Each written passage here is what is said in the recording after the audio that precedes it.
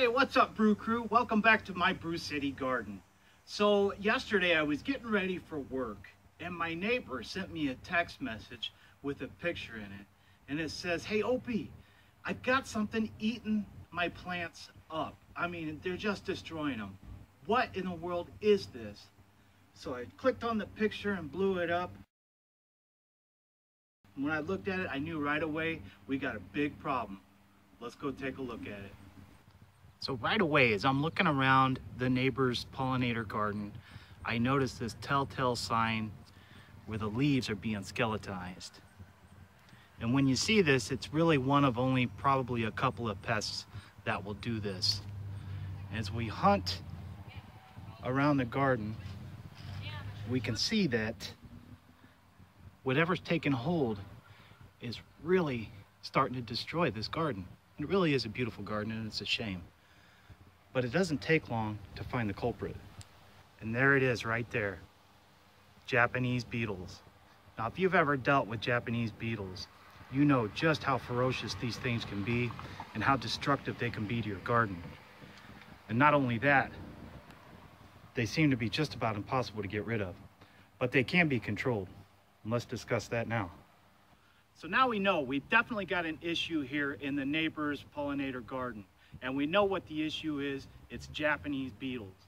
Now, how do you control Japanese beetles? Well, there's a few ways, and you have to be careful, especially in a pollinator garden like this, where we're trying to attract the beneficial insects, the bees, the moths that will help, pollinate and just help the environment altogether. Now, when he showed me the picture and I saw the Japanese beetle, my first inclination was to go straight to the carbaryl or the 7 dust. But now that I come over here and really take a look at what we've got going, using the 7 dust, especially on a day like today where there's a little bit of a breeze, it's probably not a good idea. We'll end up killing just as many pollinators as we kill Japanese beetles. So we're gonna have to go old school. And what I've done here is I've just got a container with some soapy water. And really it's just gonna be a matter of hand picking these to try to keep them under control to see if that works. And that's the first thing we're gonna try. And what we'll do is just take a little bit of dish soap and some water and we'll place the container underneath the beetle on the leaves. And you'll notice whenever you go to try to touch a Japanese beetle, the first instinct is for them to fall to the ground. So just place this underneath of them, go to touch the beetle. It won't hurt you, trust me on this, it won't hurt you. And just go to touch the beetle, and the first thing they're going to do is fall. They'll fall right into this bucket of soapy water and they'll drown. Cap it up, throw it off to the side, come back the next day and do the same thing. And try to get as many as you can throughout a week or so and monitor the damage and see if they keep coming back. As you can see, once the Japanese beetle finds a food source, they release a pheromone which will attract all their friends to your garden. And it can get out of hand very quickly.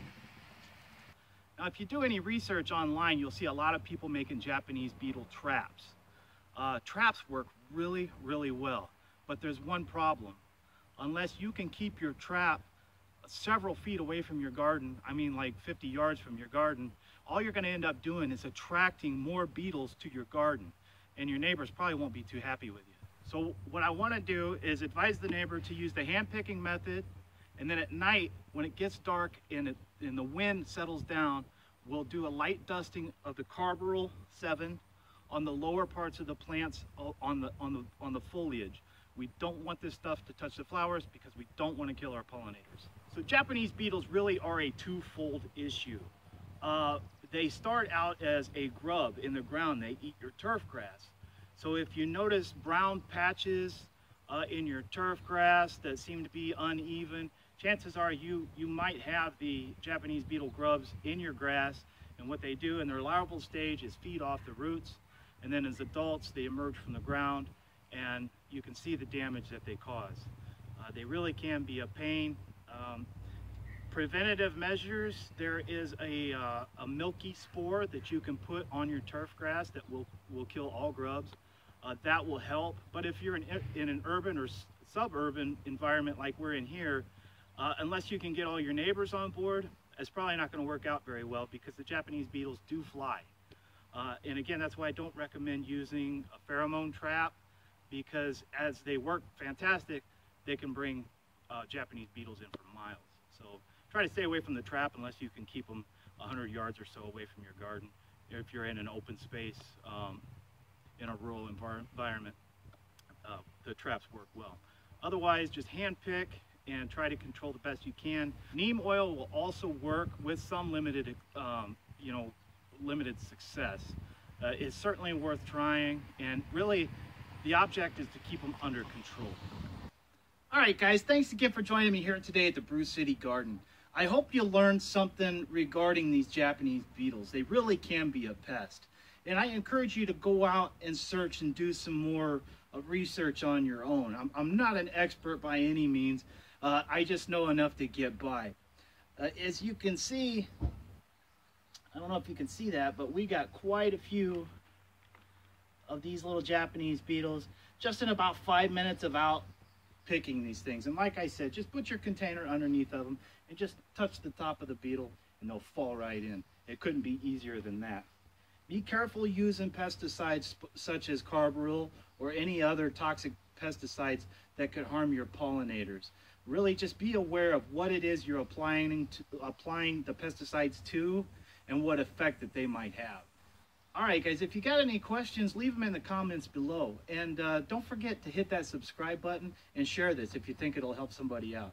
All right, guys, it's time for me to get out of here. We'll see you.